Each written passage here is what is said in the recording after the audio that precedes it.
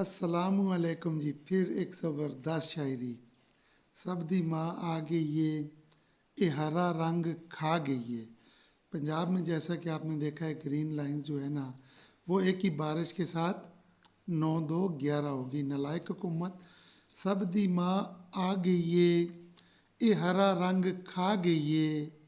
सारे मिल के पता करो, ये चूना ते नहीं ला गई है।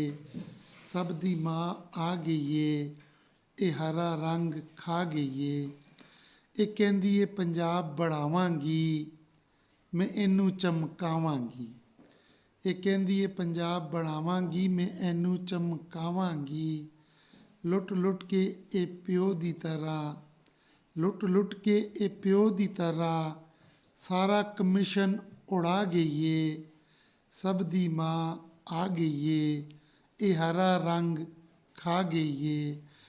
ਟਿਕਟਾਕਾਂ ਦੀ ਇਹ ਸਰਕਾਰ ਸਾਨੂੰ ਤਰੱਕੀਆਂ ਵਿਖਾ ਗਈ ਏ।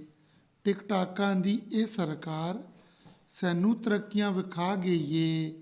ਆਪਣੇ ਮੈਕਅਪ ਦੀ ਤਰ੍ਹਾਂ, ਆਪਣੇ ਮੈਕਅਪ ਦੀ ਤਰ੍ਹਾਂ ਇਹ ਸੜਕਾਂ ਵੀ ਚਮਕਾ ਗਈ ਏ। ਸਭ ਦੀ ਮਾਂ ਆ ਗਈ ਏ, ਇਹ ਹਰਾ ਰੰਗ ਖਾ ਗਈ ਏ। ये हरा रंग खा गई है। वसलाम।